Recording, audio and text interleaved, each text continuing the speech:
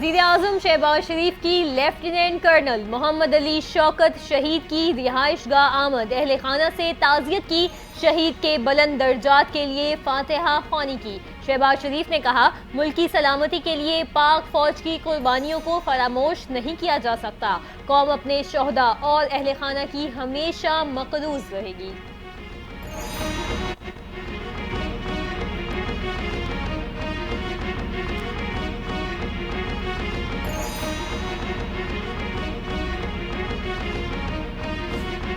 اسلام آباد احتجاج، شرپسندی کرنے والے مزید افغانیوں کے ہوش ربا اعتراض بیانات منظر عام پر آ گئے۔ پرامن احتجاج کا لبادہ اڑے شرپسند بلوائیوں نے ریاست کے خلاف تمام حدود پار کر دی۔ انتشار اور فساد پھیلانے والے متعدد شرپسند گرفتار۔ افغان شہری نے کہا، جاوید نامی شخص نے 5,000 روپے دے کر ایک دن مزدوری کرنے کو کہا۔ پی ٹی آئی جلسے میں توڑ پھوڑ، گاڑیوں اور گھروں کو آگ لگانے کی ہدایت دی۔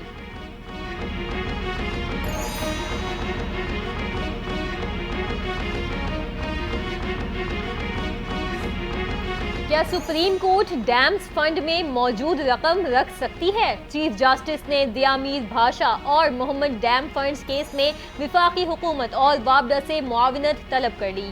دوران سماعت چیف جسٹس قاضی فائز عیسیٰ نے ریمارکس دیے، جب سپریم کورٹ میں عجیب و غریب چیزیں ہو رہی تھیں اس وقت کوئی اعتراض نہیں کرتا۔ پاکستان میں بہت سے کام بغیر آئین اور قانون کے ہی ہو جاتے ہیں۔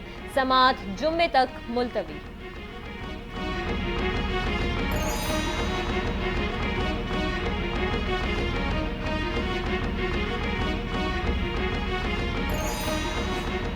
سعودی عرب اور پاکستان کے درمیان $2 ارب سرمایہ کاری کے معاہدے متوقع، فریم ورک تیار۔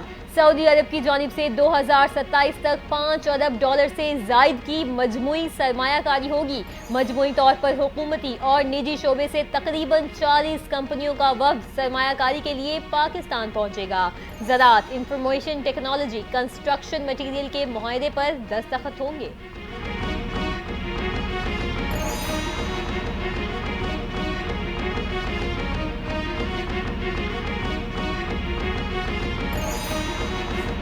حکومت نے بجلی کے واحد خریدار کے کردار کے خاتمے کے لیے انڈیپینڈنٹ ملٹی پلیئر مارکیٹ بنانے کا فیصلہ کر لیا۔ وزیر اعظم شہباز شریف کی زیر صدارت کابینہ کمیٹی توانائی کا اجلاس۔ انڈیپینڈنٹ ملٹی پلیئر مارکیٹ بنانے کی منظوری۔ انڈیپینڈنٹ سسٹم اینڈ مارکیٹ آپریٹی کابینہ سے توثیق کی جائے گی۔ کمپنیز ایکٹ 2017 کے تحت SCSP سے رجسٹر کیا جائے گا۔ اعلامیہ جاری۔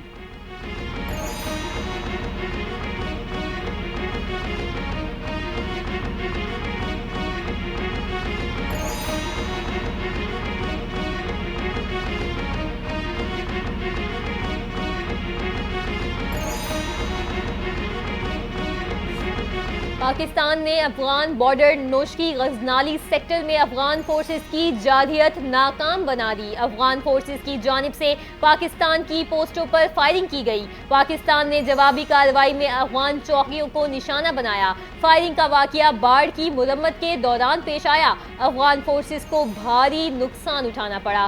سیکیورٹی ذرائع کا کہنا ہے، پاکستانی سیکیورٹی فورسز اپنی علاقائی سالمیت پر کسی صورت حرف نہیں آنے دیں گی۔ افغانستان کی طرف سے اس جارحیت کا منہ توڑ جواب دیا گیا۔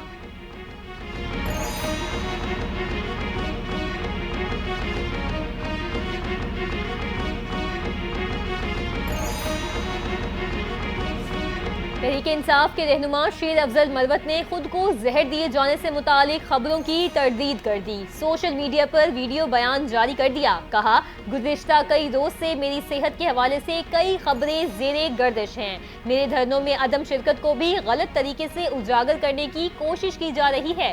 ان خبروں میں کوئی صداقت نہیں۔ میں نے ٹیسٹ کروایا ہے جس کے نتائج میں ایسی کوئی علامات نہیں ملی۔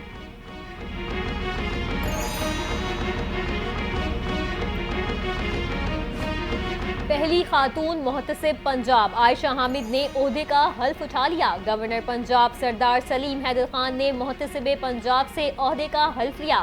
تقریب میں سابق صوبائی محتسب میجر ریٹائرڈ اعظم سلیمان، سابق گورنر پنجاب شاہد حامد، سابق وفاقی وزیر زاہد حامد اور دیگر کی شرکت۔ رفاقت علی نسوانہ نے محتسب پنجاب کی تقرری کا نوٹیفیکیشن پڑھ کر سنایا۔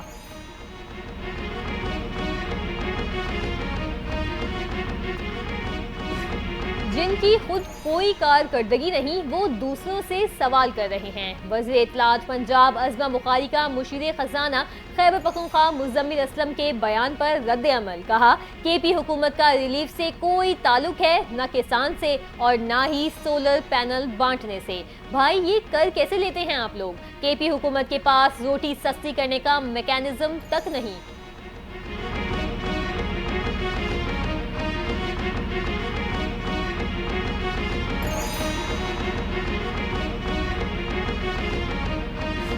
کراچی کے علاقے منگو پیر خیر آباد میں پولیس مقابلہ فائرنگ کے تبادلے میں 5 ڈاکو ہلاک ہو گئے۔ S S P West Tariq Mastoori کا کہنا ہے خفیہ اطلاع پر سرچ آپریشن کیا گیا، ڈاکوؤں کے قبضے سے اسلحہ، موٹر سائیکل اور دیگر سامان بھی برآمد۔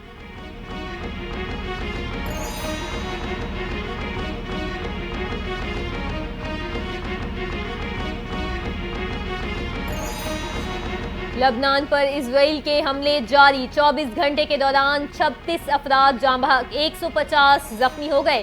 لبنانی وزارت صحت کے مطابق حملوں میں رہائشی عمارتوں کو نشانہ بنایا گیا۔ بیروت کے مشرقی وادی حیقہ کو فضائی حملوں کا نشانہ بنایا۔ اسرائیلی فوج نے چند گھنٹوں میں کئی رہائشی عمارتیں تباہ کر دیں۔ جنوبی لبنان کا مضافاتی علاقہ دہیا کا بیشتر حصہ کھنڈر بن گیا۔ پاکستان کی نوجوان کوہ پیما شہروز کاشف نے نئی تاریخ رقم کر دی۔ 8000 میٹر سے بلند تمام 14 چوٹیاں سر کرنے والے کم عمر ترین پاکستانی بن گئے۔ شہروز سرباز خان کے بعد دوسرے پاکستانی ہیں جنہوں نے تمام 14 بلند ترین چوٹیاں سر کی ہیں۔ شہروز کاشف کی کامیابی پر مسرت کا اظہار، کہا یہ سب کچھ حاصل کرنا ان کے لیے آسان نہیں تھا، میرے لیے یہ کسی معجزے سے کم نہیں۔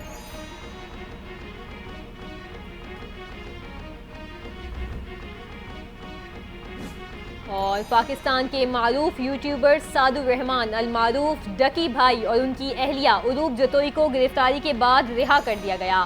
یوٹیوبرز نے سوشل میڈیا پر اسلحے کی نمائش کی تھی۔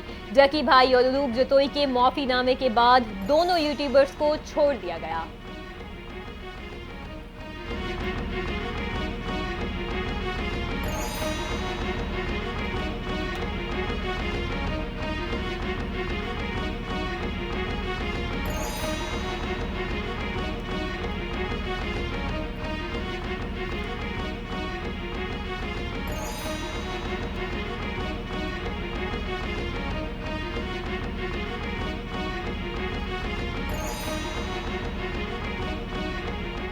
السلام علیکم، این ٹی این نیوز کے ساتھ میں ہوں حاجرہ رؤف۔ ہیڈ لائنز آپ نے جانی، نیوز اسٹوڈیو سے فی الوقت اتنا ہی۔